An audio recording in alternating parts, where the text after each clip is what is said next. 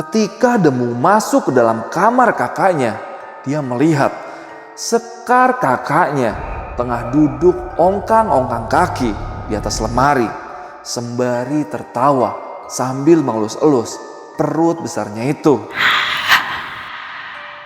Sampai akhirnya sang kakak menoleh ke arahnya. Sorot matanya tajam dan tiba-tiba dia berteriak dengan keras.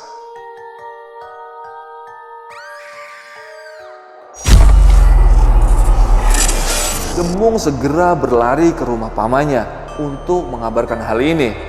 Di jalan ia pun menangis dan seperti tak percaya dengan apa yang dialami oleh kakaknya itu. Sekar Semboja meninggal dunia bersama bayi yang masih di dalam kandungannya. Kembali lagi di Lentera Malam bareng gue Adit, dan sekarang kita lagi ada di segmen cerita horor. Ruda paksa, kasus yang belakangan ini lagi sangat mencuat dan cukup memprihatinkan. Dan gue berdoa, semoga kejadian-kejadian seperti ini gak akan pernah terjadi kepada kalian ataupun orang-orang yang ada di sekitar kalian. Di cerita malam ini, gue akan membawakan sebuah cerita yang cukup relate dengan kasus tersebut. Tapi kejadian ini udah terjadi sekitar 30 tahun lalu lah, atau 40 tahun lalu, sekitar tahun 1970-an. Di mana ada seorang perempuan yang bernama Sekar Semboja itu mengalami kejadian yang cukup miris ya. Mirip sama kejadian yang kemarin lagi rame tuh, di mana seorang guru itu mencabuli hampir sekitar 19 siswinya, dan sampai beberapa siswinya itu sampai hamil. Bahkan sampai ada nih, yang gue baca terakhir tuh sampai melahirkan. Dan itu menurut gue udah parah banget sih. Ini bener-bener bajingan lah pokoknya. Dan semoga semua itu nggak bakal terjadi sama kalian atau orang-orang yang ada di sekitar kalian. Begitu juga orang-orang yang ada di sekitar gue. Makanya gue ngangkat cerita ini untuk memberikan kayak warning lah buat kalian. Supaya ketika kalian mendapatkan perlakuan seperti ini, segeralah kalian speak up. Jangan cuma diem aja. Nanti takutnya mental kalian nih malahan terganggu dengan keadaan seperti itu.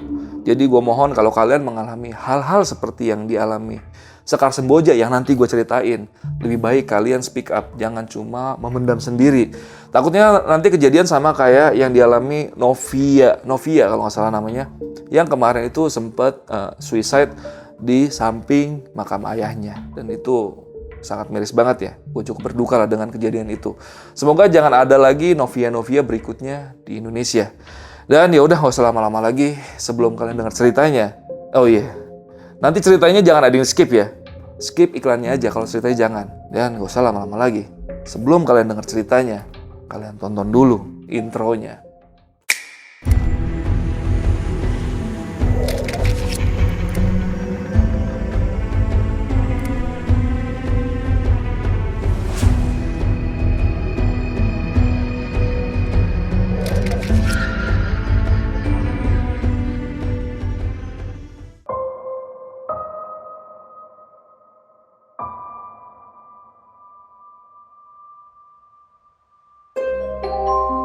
Sekar Semboja. Dalam bahasa Jawa, Sekar berarti bunga dan Semboja berarti Kamboja. Begitu kira-kira sebutan atau nama yang pas untuk perempuan cantik ini, sesuai apa yang terlihat di samping makamnya beberapa waktu lalu, yaitu pohon Kamboja yang lebat dan berbunga. Tahun 1970-an, di suatu desa yang terletak di pinggiran kota yang berada di dataran tinggi Jawa. Disitulah Sekar tinggal dan bekerja. Ia adalah anak pertama dari 2 bersaudara. Adiknya bernama Demung, dan Demung ini adalah narasumber dari cerita ini. Masih di sekitaran tahun 1970-an, Sekar yang menginjak umur 17 tahun harus bekerja menggantikan ayahnya karena kesehatan beliau yang mulai menurun karena penyakit yang dialaminya. Ia bekerja di lumbung rempah dan palawija milik Juragan Gendro. Letaknya masih satu desa nih dengan tempat tinggal Sekar. Ia di situ bekerja sebagai kulit timbang. Itu mungkin bahasa kasarnya ya. Kalau pekerjaannya sih di bagian keuangan dan quality control. Sekar memang hanya lulusan SD, tapi bisa dibilang cukup cakap di pekerjaan yang ia jalani. Singkat cerita, beberapa bulan semenjak Sekar bekerja, Nampaknya Juragan Gendro, sang pemilik lumbung, sangat suka nih dengan hasil kerja dari Sekar. Sekar pun kerap nih dipuji oleh Juragan Gendro, sudah cantik, pintar lagi. Begitulah kata pujian yang sering dikatakan Juragan Gendro kepada Sekar di depan para teman sejawatnya. Bahkan Sekar juga sering nih diberi bonus tambahan oleh Juragan Gendro dengan alasan-alasan yang sebenarnya sulit dipahami. Tapi di balik itu semua, ternyata Juragan Gendro, pria 50 tahun yang sudah beristri dan memiliki 2 anak itu, mempunyai hasrat yang lain kepada Sekar. Memang bisa dikatakan, pria mana yang tak tertarik dengan Sekar, gadis manis berkulit sawo matang itu. Sebenarnya waktu itu Sekar sudah merasa nih akan perilaku Juragan Gendro. Ia juga sempat nih bercerita kepada Demung, adiknya, kalau juragannya itu sering genit kepadanya, yang tentunya membuatnya merasa tidak nyaman. Awalnya ia mengira nih Juragan Gendro hanya sebatas menggoda saja. Sampai akhirnya, di suatu hari,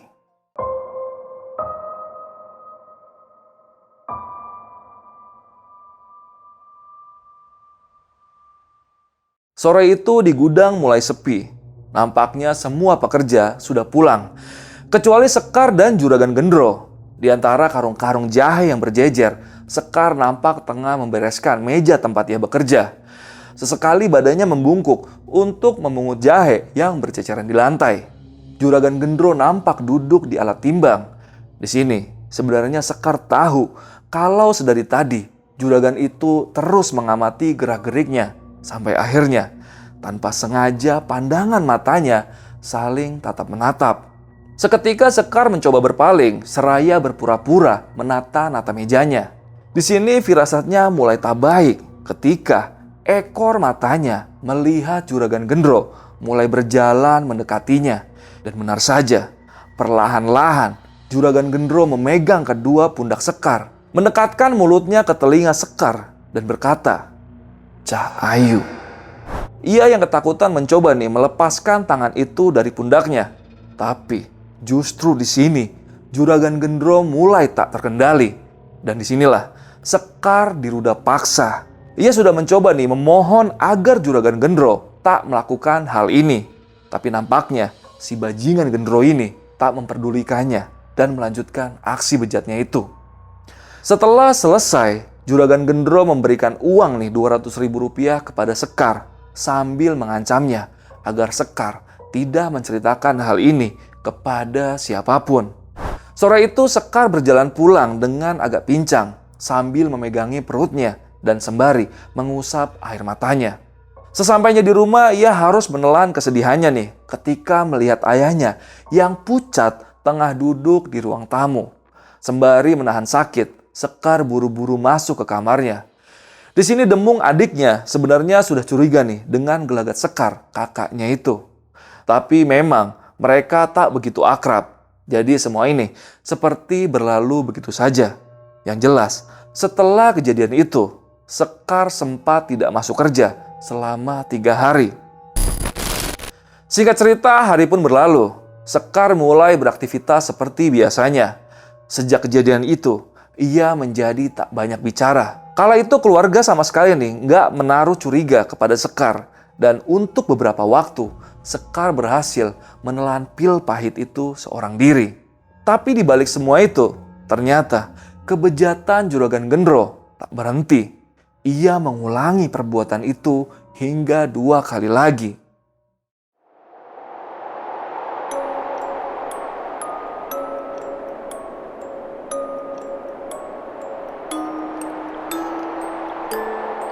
Kira-kira hampir setahun setelah kejadian pertama, ibunya mulai curiga nih karena Sekar selalu memakai baju hangat di dalam rumahnya untuk menutupi perutnya yang sudah mulai membesar. Akhirnya setelah sedikit ditekan oleh ibunya, di sini akhirnya Sekar mengakui semuanya. Dia mengaku bahwa ia sudah dicabuli oleh Juragan Gendro sebanyak 3 kali dalam kurun waktu kurang lebih hampir setahun ini. Ayahnya sangat marah tentunya. Pasalnya, si Gendro ini adalah sahabatnya sendiri. Umurnya juga hampir sama nih dengan bapaknya Sekar. Dan dengan pengakuan Sekar bahwa ia sudah 3 kali dicabuli oleh Gendro, di rumah terjadi perdebatan singkat Dan di situ, sang ibu ingin si Gendro bertanggung jawab atas kehamilan Sekar. Di lain sisi, sang ayah ingin Gendro dipenjara. Sampai akhirnya pendapat ibu Sekar yang menjadi pemenangnya. Gendro harus bertanggung jawab atas bayi yang ada di dalam kandungan Sekar. Ayahnya dengan keadaan yang tengah sakit-sakitan, tentu nggak mungkin nih menyambangi rumah Gendro seorang diri. Akhirnya ia menyuruh Bogel, adiknya, atau nggak lain adalah pamannya Sekar, untuk mengajak Juragan Gendro menyelesaikan masalah ini. Sekedar informasi nih, Bogel pamannya Sekar ini adalah preman yang sangat ditakuti di desa tersebut. Mengetahui duduk permasalahan ini, tentu kepalanya seperti diinjak-injak oleh Gendro. Beraninya ia mencabuli keponakannya. Batinnya mungkin kala itu. Ibu Sekar sempat berpesan kepada Bogel untuk tidak berbuat macam-macam kepada Gendro. Ibu Sekar yang khawatir langsung menyuruh Demung untuk membututi pamannya itu. Meski ini sudah keterlaluan, tapi nggak bisa dipungkiri kalau Gendro adalah orang yang cukup berpengaruh di desanya itu. Singkat cerita, benar saja, sesampainya di rumah Juragan Gendro, sang paman langsung merangsek masuk ke dalam rumah. Demung yang menunggu di depan rumah sempat mendengar jeritan yang mungkin dari istri dan anak Juragan Gendro. Terlihat waktu itu Gendro pasrah dipiting lehernya sembari dibawa keluar oleh sang paman.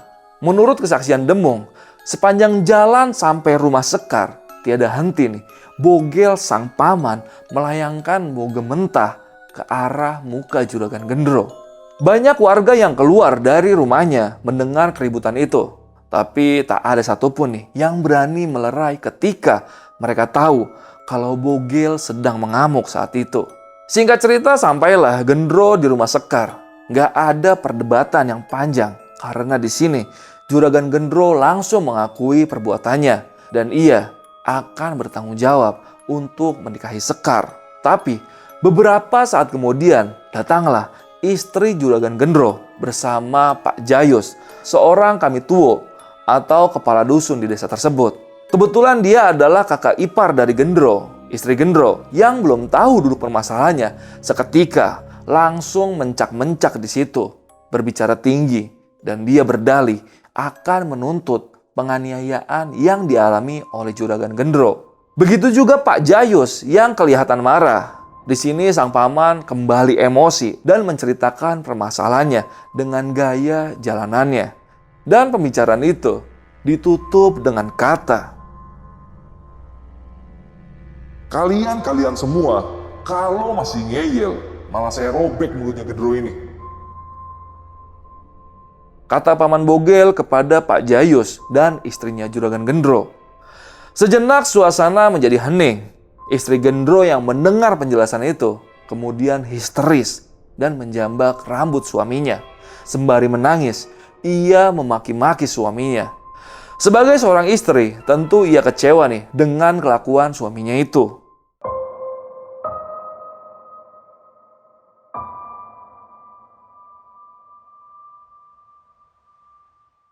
Singkat cerita, terjadi mufakat. Juragan Gendro pun menikahi Sekar dikala kandungannya mulai membesar. Waktu pun terus berlalu. Mau tak mau, aib ini telah menyebar ke seluruh desa. Banyak warga yang bersimpati dengan Sekar. Namun, tak sedikit pula yang justru menganggap Sekar adalah perempuan yang gatal. Diduga kuat, kabar miring ini sengaja dibuat oleh istri Juragan Gendro. Tapi syukurnya, Sekar yang mendengar itu sama sekali tak bergeming dan mencoba menciptakan kebahagiaannya sendiri dengan fokus kepada bayi yang dia kandung itu. Setelah dinikahi Gendro, Sekar tetap tinggal bersama orang tuanya. Ia tidak mau nih tinggal bersama Gendro. Dan sesekali Gendro kerap berkunjung ke rumah Sekar untuk memberikan sesuatu seperti makanan dan obat-obatan. Meski tentu dengan suasana yang sangat canggung. Sekitar 2 bulan setelah Sekar dinikahi, tibalah di suatu hari yang menjadi awal mula berubahnya pribadi Sekar untuk selama-lamanya. Demung adiknya lah yang pertama kali melihat kejadian itu. Malam itu, sekitar jam 12 malam, Demung yang belum tidur mendengar sedikit kegaduhan dari kamar kakaknya yang kebetulan bersebelahan dengan kamarnya itu. Awalnya Demung gak memperdulikan di suara itu. Mungkin tikus, batinnya dia. Tapi gak lama kemudian muncul suara desisan. Sebenarnya suaranya tak begitu keras, namun karena malam itu sangat sepi, desisan itu jadi terdengar begitu jelas, memecah keheningan malam. Demung mulai mendekatkan telinganya untuk mencermati suara itu. Setelah ia benar-benar yakin itu dari kamar kakaknya, Demung akhirnya memutuskan untuk keluar kamar dan memeriksa kamar kakaknya itu. Awalnya Demung hanya mendekatkan telinganya saja di pintu kamar kakaknya. Dan suara desisan itu masih ada dan memang berasal dari dalam kamar kakaknya. Demung sempat ragu untuk membuka pintu kamar. Sampai akhirnya ia mendengar suara tertawa cekikikan dari kamar kakaknya. Demung yang penasaran sontak membuka pintu kamar kakaknya dengan sangat perlahan. Ketika Demung masuk ke dalam kamar kakaknya, dia melihat Sekar kakaknya tengah duduk ongkang-ongkang kaki di atas lemari, sembari tertawa sambil mengelus-elus perut besarnya itu. Perasaannya sulit digambarkan ketika Demung melihat itu. Antara kaget, aneh, kasihan, dan takut bercampur menjadi satu. Ia hanya bisa tertegun bingung melihat kakaknya itu.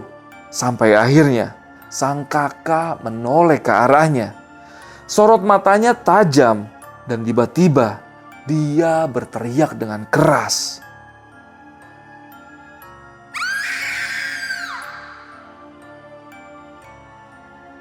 Suara itu langsung membuat ibunya terbangun dan langsung menghampiri kamar Sekar. Melihat itu ibunya mencoba berbicara dengan lembut, menyuruh Sekar untuk segera turun dari atas lemari. Tapi Sekar tampak tak peduli Ia masih saja mendesis dan tertawa-tawa aneh di atas lemari. Ibunya tak henti menyuruhnya untuk turun. Begitu juga dengan Demung. Sampai akhirnya Sekar menoleh ke arah mereka berdua dan meludah mengenai wajah ibunya sambil berkata, "Siapa kamu? Nyuruh-nyuruh aku?"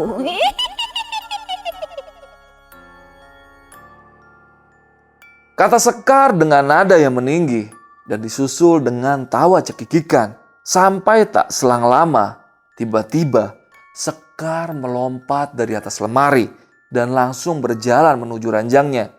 Ia pun langsung tidur merebahkan tubuhnya dan tertidur begitu saja. Sungguh sangat janggal, apalagi lemari kayu jati yang tadi dinaiki Sekar ukurannya cukup tinggi. Mungkin tingginya itu sekitar 2,5 meter. Rasanya nggak mungkin ia bisa naik ke atas itu meskipun dengan bantuan kursi sekalipun. Apalagi posisinya saat itu Sekar tengah hamil dengan kandungannya yang cukup besar. Hari pun terus berganti. Kejadian malam itu berlalu begitu saja. Namun sejak saat itu Sekar sudah berubah Ia menjadi sering mengamuk dan tak terkendali. Ia nggak mau makan masakan rumah dan anehnya ia hanya mau makan makanan yang dibawa oleh juragan Gendro. Yang padahal hanya Gendro berikan 2-3 hari sekali bersamaan dengan kedatangannya untuk menjenguk istri mudanya. Lantas apa yang Sekar makan bila tak ada makanan dari juragan Gendro?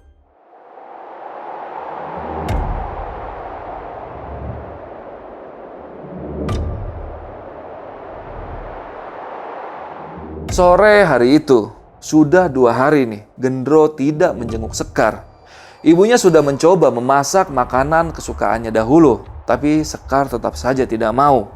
Ia justru mengamuk dan akhirnya Demung disuruh ibunya untuk pergi ke rumah Gendro untuk mengabarkan hal yang terjadi kepada Sekar. Namun sesampainya di sana, Gendro sedang tidak ada di rumah. Ia hanya bertemu dengan istrinya yang kala itu memberi jawaban dengan nada yang sangat ketus. Sudah dari pagi Sekar ini tidak mau makan.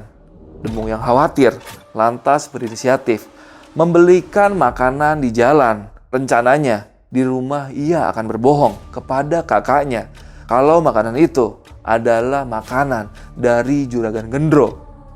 Tapi sesampainya di rumah, ketika Demung masuk ke kamar kakaknya, ia melihat pemandangan yang sangat sulit untuk digambarkan.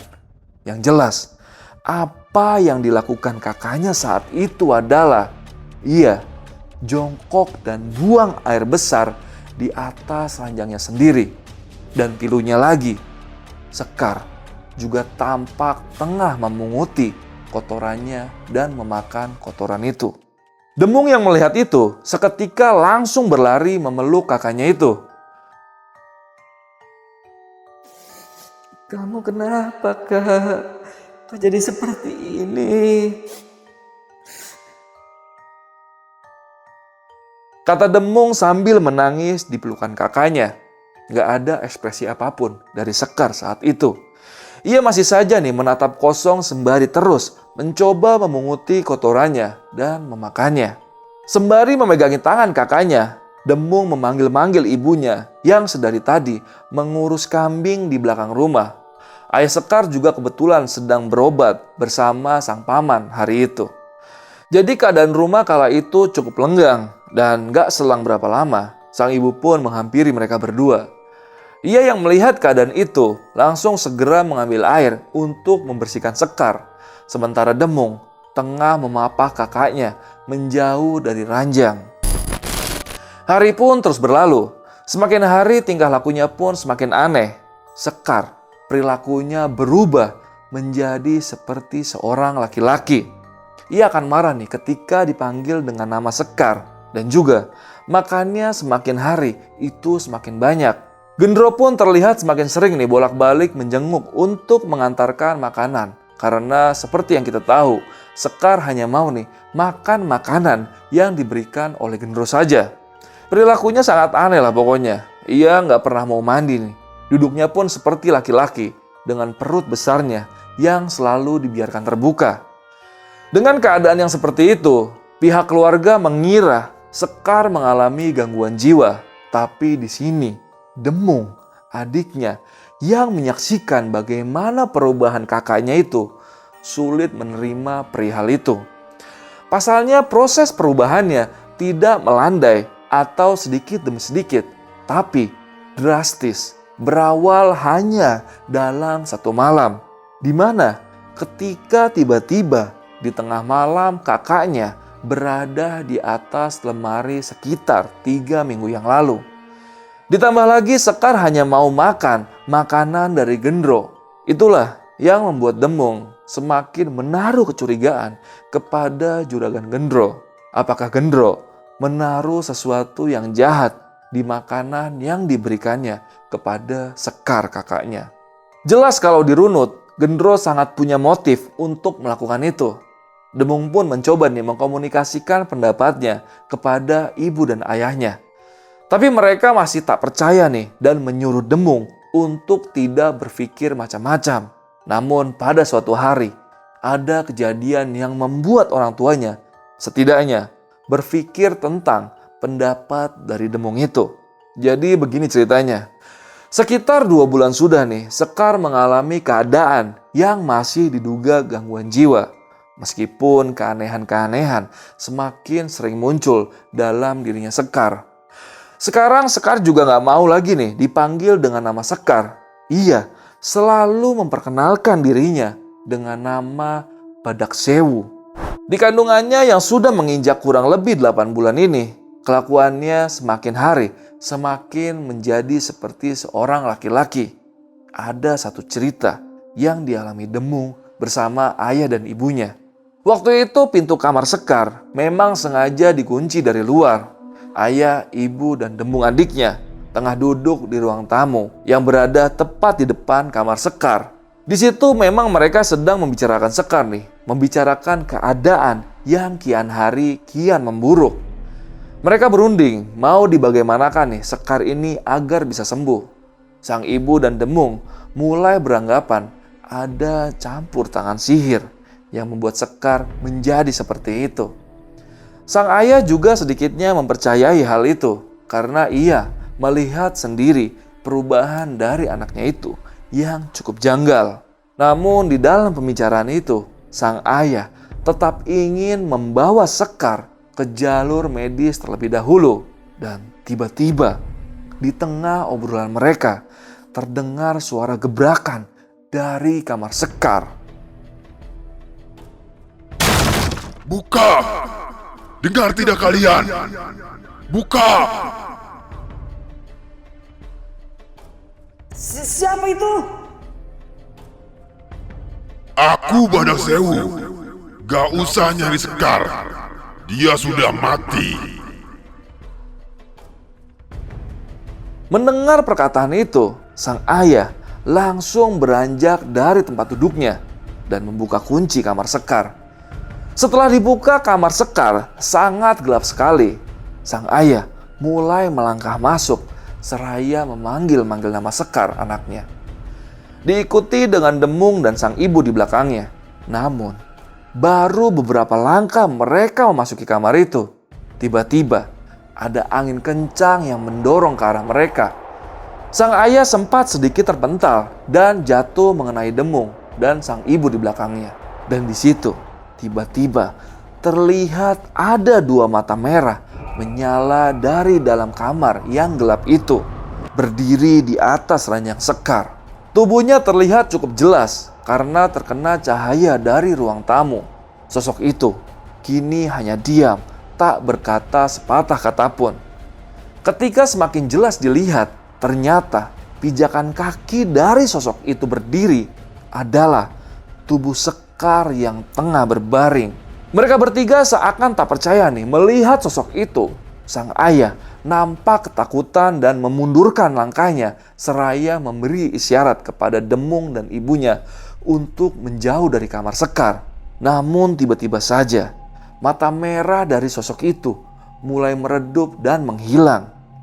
Suasana seram itu seketika teralihkan oleh sang ibu yang tiba-tiba pingsan. Untung Demung sempat nih meraih tubuh ibunya sehingga ibunya ini gak sempat roboh ke lantai. Sementara sang ayah mencoba lagi nih berjalan mendekat ke arah Sekar yang sepertinya tengah tertidur di atas ranjangnya. Dengan rasa takut dan ragu, sang ayah mencoba memegang tubuh anaknya itu. Demung yang sudah merebahkan ibunya di ruang tamu segera menyusul lagi ke kamar kakaknya itu. Namun seketika perasaannya menjadi tidak enak ketika melihat sang ayah hanya terdiam di depan tubuh kakaknya. Dengan terbata-bata, sang ayah berkata kepada Demung, "Tolong sampaikan ke Paman Bogel, kakakmu sudah tiada." Kata sang ayah sambil menahan tangis. Demung segera berlari ke rumah pamannya untuk mengabarkan hal ini.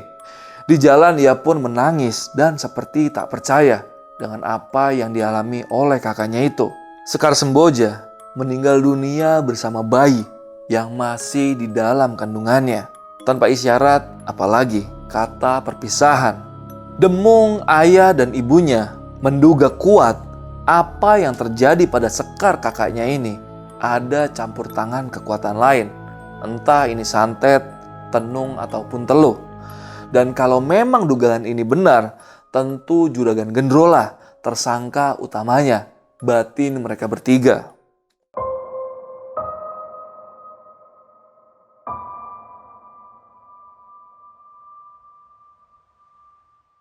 Ada sedikit kejadian pasca Sekar dimakamkan yang berujung percobaan dibakarnya lumbung palawija Juragan Gendro oleh Paman Bogel yang sangat murka akan kematian Sekar. Untung saja kejadian itu sempat ketahuan oleh para warga. Jadi kebakaran itu hanya membakar mungkin 1/4 dari keseluruhan lumbung itu. Untuk perihal Juragan Gendro, ia jelas nih tetap tak mengakui perbuatannya itu.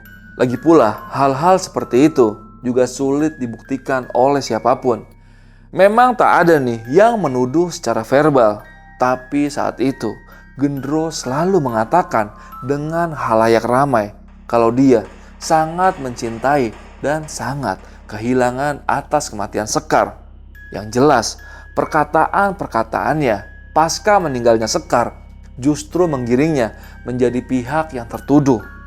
Terbukti para warga tetangga Sekar waktu itu menstigma bahwa Juragan Gendro lah yang membuat Sekar seperti itu. Itu mungkin sebatas stigma saja, tapi paling tidak keluarga Sekar mendapat dukungan moral atas dituduhnya Juragan Gendro sebagai orang yang telah menyantet Sekar oleh para warga sekitar.